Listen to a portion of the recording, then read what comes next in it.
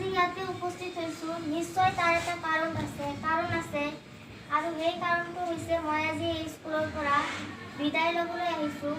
বিদায় হৈছে দুই প্ৰকাৰ, চিৰ বিদায় আৰু সাময়িক বিদায়। মই এই স্কুলৰ পৰা চিৰ বিদায় নহয়, সাময়িক বিদায়হে ল'বলৈ আহিছোঁ আৰু ছাৰ মেম আৰু মোৰ ভাই ভনীহঁতৰ পৰা ধোৱা ল'বলৈহে আহিছোঁ। গতিকে মোৰ এই স্কুলীয়া জীৱনত এই স্কুলত কিছুমান মহত্বপূৰ্ণ মানুহ হৈছে শিক্ষকসকল। আজি মই শিক্ষকসকলৰ কাৰণে কেইটামান কথা ক'বলৈ আৰম্ভ কৰিছোঁ। One book, one pen, one child and one teacher can change the world. এখন কিতাপ, এখন কলম, এজন ছাত্ৰ আৰু এজন শিক্ষকে গোটেই পৃথিৱীখন চেঞ্জ কৰিব পাৰে, said Malala Yousafzai. Malala Yousafzai এই কথাষাৰ কৈছিল। There is no doubt that teachers are the harbinger of change and one who experiences it can only realize their importance. যিহেতু এক্সপিৰিয়েঞ্চ কৰিছে সেয়েহে বুজিব পাৰে যে শিক্ষকসকলৰ জীৱনত কিমান মহত্ব। No words can truly describe of a teacher in student life. আমি ষ্টুডেণ্ট লাইফত শিক্ষকসকলৰ বিষয়ে এটা ৱাৰ্ডো কোৱাৰ আমাৰ হয়তো সামৰ্থ্য নাই। শিক্ষকসকলে ইমান আমালোকৰ কাৰণে কৰে। A good teacher is like a candle. এজন ভাল শিক্ষক এটা মোমবাতিৰ নিচিনা who burns himself to light the world. যিয়ে নিজে পুৰি গোটেই পৃথিৱীখনক উজ্বলাই তোলে। I am so much indebted to all my teachers. মই বহুতো কৃতজ্ঞ মোৰ সকলো টিচাৰসকলক who have continually inspired me. যিসকলে মোক সকলো সময়ত ইনস্পায়াৰ কৰিছে to do my best. মোৰ বেষ্টটো কৰাৰ কাৰণে ইনস্পায়াৰ কৰিছে। Always help me to strive for goals. মোৰ লক্ষ্যত উপনীত হোৱাৰ কাৰণে মোৰ শিক্ষকসকলে যে মোক হেল্প কৰিছে তাৰ কাৰণে মই সিহঁতক ধন্যবাদ জ্ঞাপন কৰিছোঁ। My all teacher give personal attention to me. এই কাৰণে মই তেওঁলোকক ধন্যবাদ জ্ঞাপন কৰিছোঁ। As I have been reading in this school for 3 years, যিহেতু মই এই স্কুলত যোৱা 3 বছৰৰ পৰা অধ্যয়ন কৰি আছোঁ, and in this time I may have done wrong in behavior, discussion, reading, communication with teachers, etc. যিহেতু মই 3 বছৰৰ পৰা এই স্কুলত অধ্যয়ন কৰি আছোঁ, গতিকে মই হয়তো মোৰ আচাৰ ব্যৱহাৰত, কথা বতৰাত, কমিউনিকেশ্যনত শিক্ষকসকলৰ সৈতে কিবা হয়তো মোৰ ভুল হ'ব পাৰে। So I hope every teacher pardon me if anything he or she feels wrong. Please excuse me. যদি কোনোবা শিক্ষকে মোৰ ব্যৱহাৰত কিবা অসন্তুষ্ট পায় তেন্তে সিহঁতে যেন মোক মাফ কৰে তাৰ বাবে। And I also said that the teaching and non-teaching staff to especially do dua for me to the Almighty Allah Subhanahu wa Ta'ala anhu. মই সকলো শিক্ষক শিক্ষয়িত্ৰীক আল্লাহৰ ওচৰত মোৰ কাৰণে দোৱা কৰিবলৈ আশা ৰাখিছোঁ যাতে মই মোৰ SSLC এক্সামটো সুকলমে সুস্থভাৱে দি মাৰ্কাছ একাডেমীৰ নাম উজ্জ্বল কৰিব পাৰোঁ। And I also request to my all brothers and sisters to do dua for me. আৰু মই ইয়াত উপস্থিত মোৰ সকলো ভাই ভনীসকলকো মোৰ কাৰণে দোৱা কৰিবলৈ অনুৰোধ জনাইছোঁ। এই কাৰণে অনুৰোধ জনাইছোঁ যাতে মই জানো যে শিক্ষক শিক্ষয়িত্ৰীসকলৰ মোৰ পৰা বহুতো সিহঁতৰ আশা আছে, যাতে মই সেই আশাটো বাস্তৱত পৰিণত কৰিব পাৰোঁ আৰু যাতে মই নিজামুদ্দিন মাৰ্কাছ একাডেমীৰ নাম ৰচন কৰিব পাৰোঁ। সেইটোৱে মই তোমালোকৰ ওচৰত SSLC এক্সামটো ভালকৈ দি যাতে এই স্কুলৰ নামটো উজ্জ্বল কৰিব পাৰোঁ তাৰ বাবে সকলোৱে মোৰ কাৰণে দোৱা কৰিবা বুলি আশা ৰাখিছোঁ। মই অৱশেষত এটা ৱাৰ্ড কৈছোঁ যে এই স্কুলৰ নামটো প্ৰথমতে আছিল মাৰ্কাছ একাডেমী হাইস্কুল পানবাৰী, কিন্তু এতিয়া স্কুলটোৰ নাম হৈছে নিজামুদ্দিন মাৰ্কাছ একাডেমী। কিয়নো আমি সকলোৱে জানো যে আমাৰ এই স্কুলৰ অতি মহৎ এজন ব্যক্তি নিজাম ছাৰ আজি আমাৰ মাজত নাই। আৰু মই এইটোৱে ক'ব বিচাৰোঁ যে নিজাম ছাৰে সকলো সময়ত মোক বহুতো ইনস্পায়াৰ্ড কৰিছিল আৰু য'তেই দেখা নহওক in every places whether in road and class when I meet him he always inspired and encouraged me সকলো সময়তে তেওঁ inspired and encourage কৰিছে দেখো একদম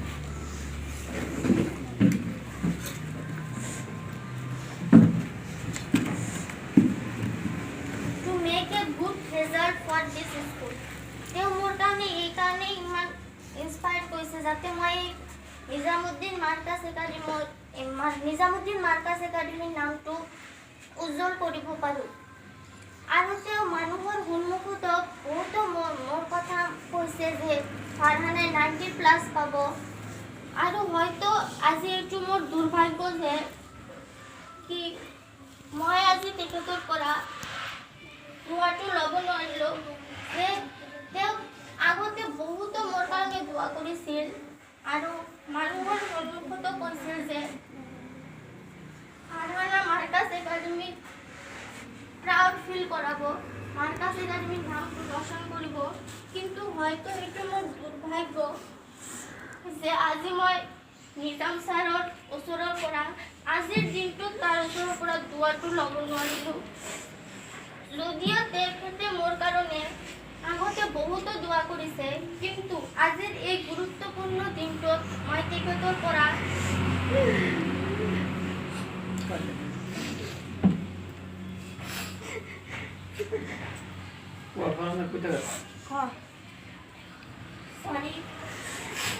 আজিৰ এই দিনটোত মই তেখেতৰ পৰা দোৱাটো ল'ব নোৱাৰিলোঁ কিন্তু মই এইটো চেষ্টা কৰিম I always try my best to reflect this word or inspiration in my future life.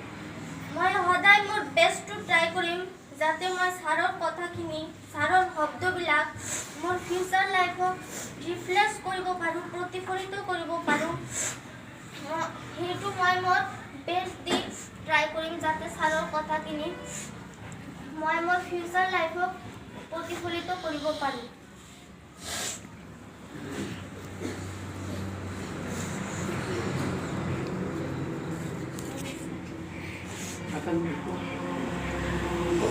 Kuteka. Nakan diga po. Di para ko. Nakan diga.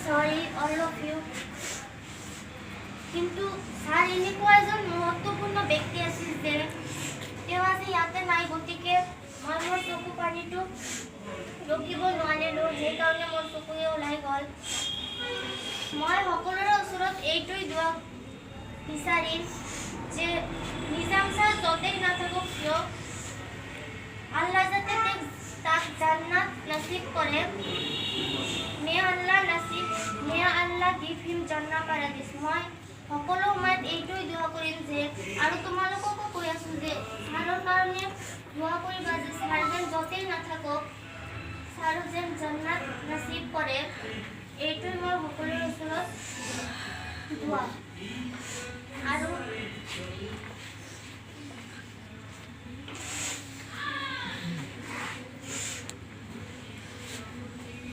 মই আজি ইয়াতে যিবিলাক মোৰ জুনিয়ৰ্ছ আছে সিহঁতক অকল এইটোৱেই ক'ব বিচাৰোঁ যে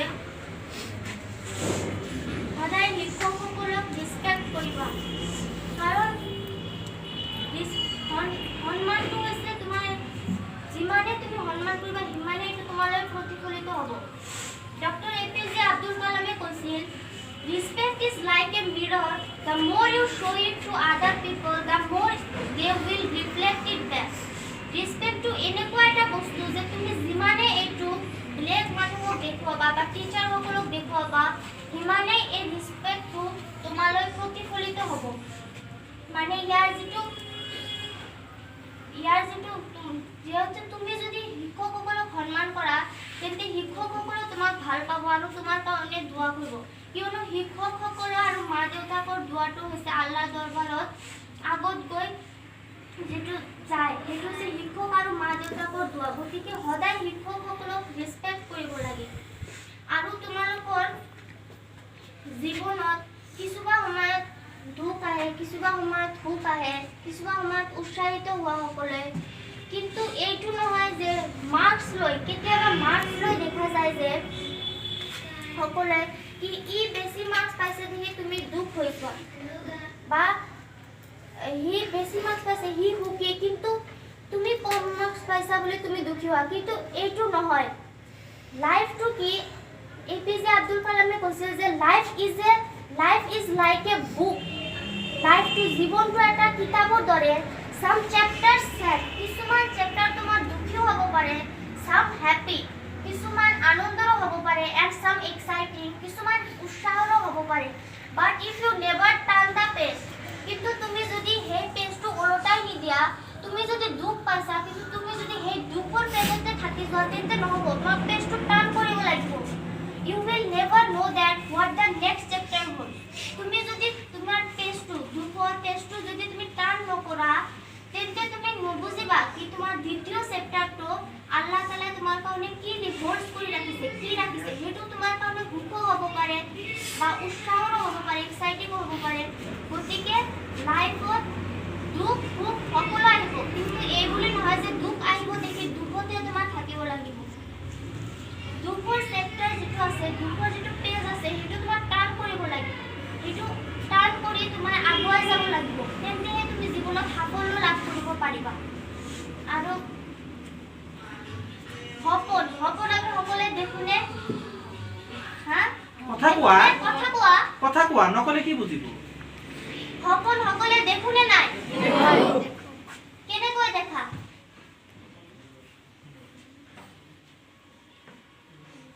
টোপনিত দেখে না হ্যাঁ হয় কি রে টোপনিত দেখা নেকি ড্রিম কি dream is not what you see in sleep dream হেতু নহয় যেটো তুমি টোপনিত দেখা হেতু ড্রিম নহয় is the thing which does not let you sleep dream হেতু যিয়ে তোমাক টোপনি পাৰিবলৈ নিদিয়ে জুনুন থাকিব লাগিব এটা লক্ষ্য থাকিব লাগিব হেতু হৈছে ড্রিম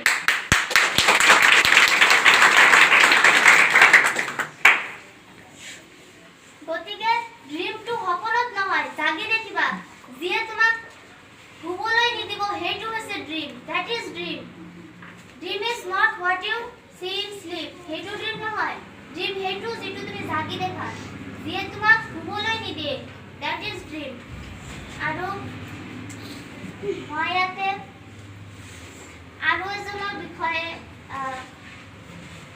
ক'ব বিচাৰো যিজন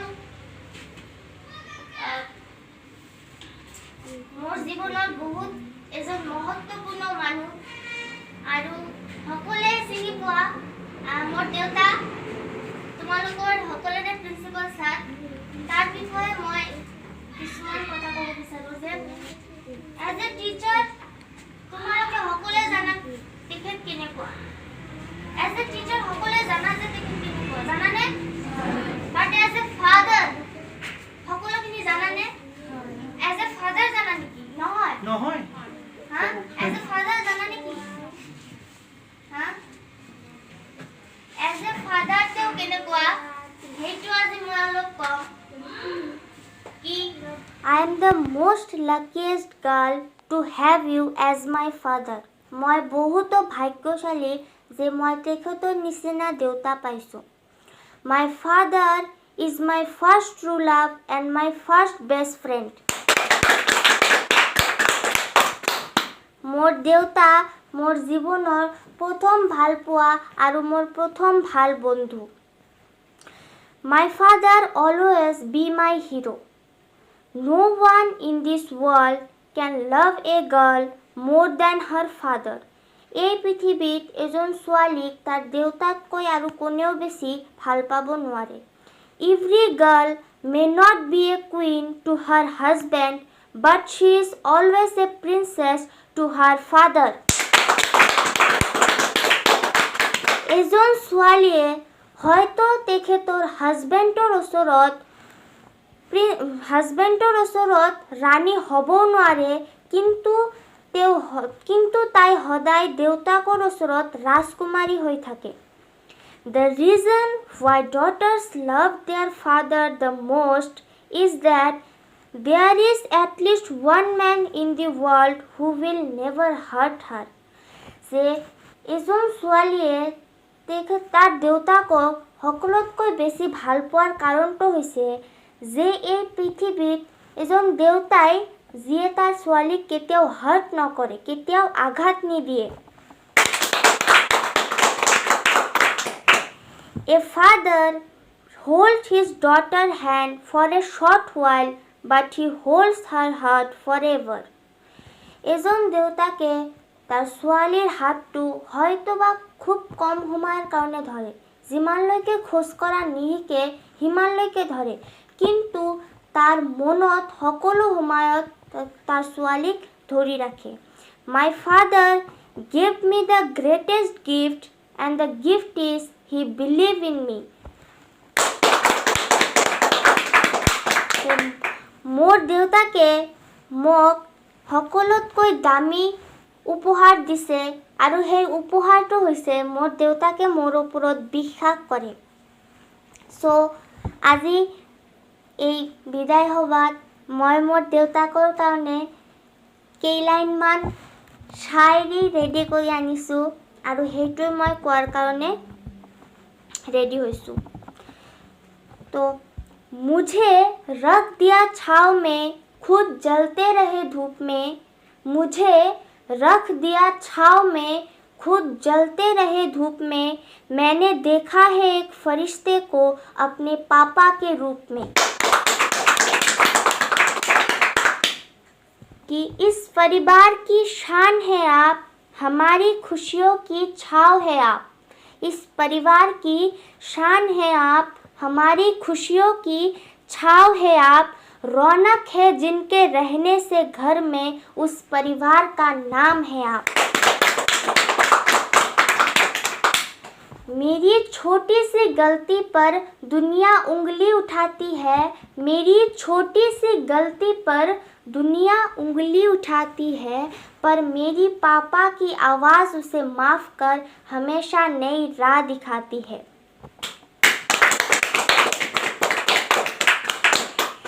कि पापा नीम के पेड़ जैसे होता है, कि पापा नीम के पेड़ जैसे होता है, जिनके पत्ते भले ही कड़वे होता है, पर वो छाया हमेशा ठंडा देता है।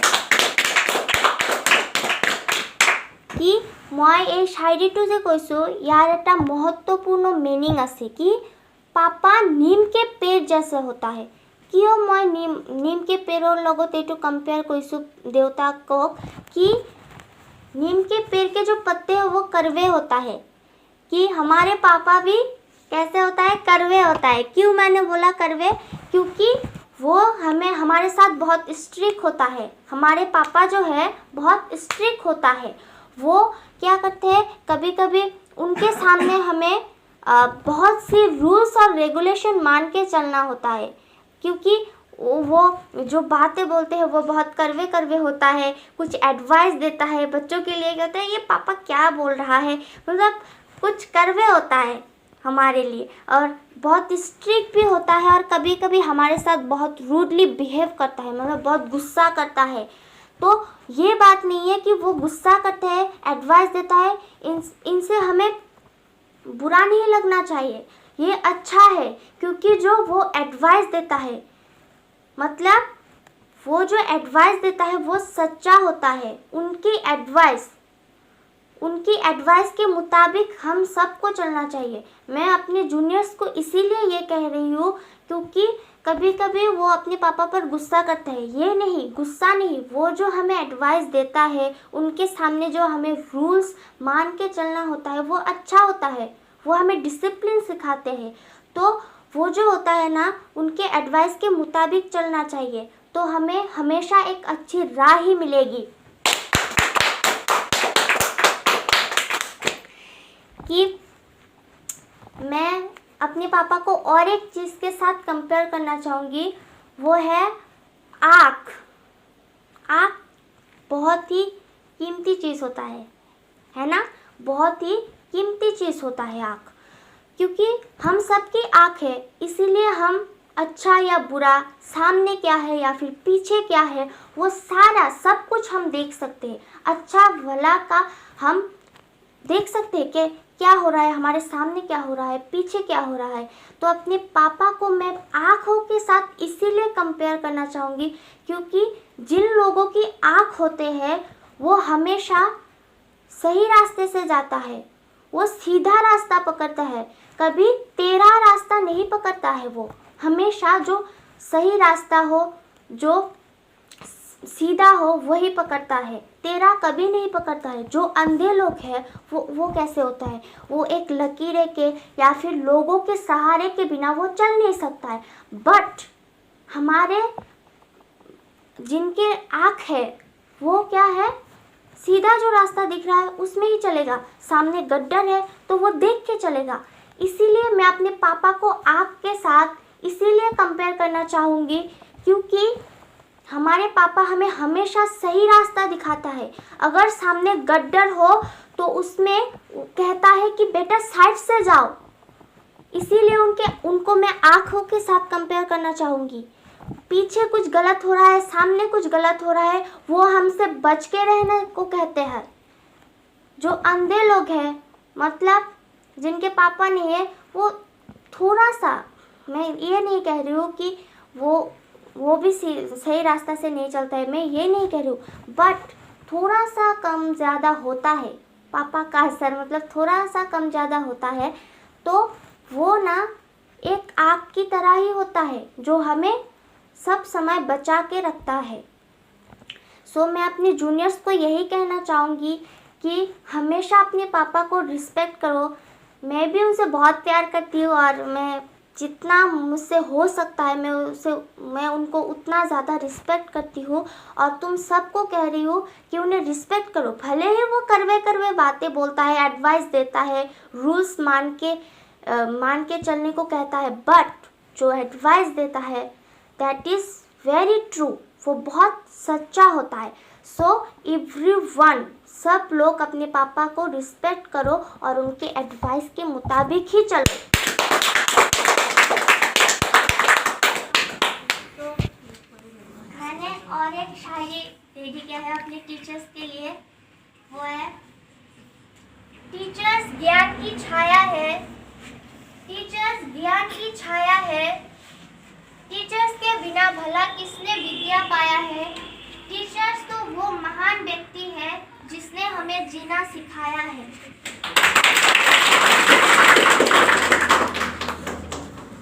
तो मैं এতিয়া ট্রাই কৰিব বিচাৰো যে সকলো teaching and non teaching staff আৰু মোৰ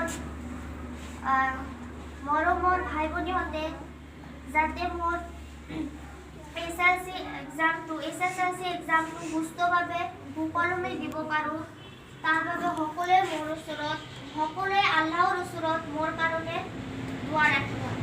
এইটো মই তোমালোকৰ ওচৰত অনুৰোধ জনালোঁ। Now I have concluded my short speech here. Thank you.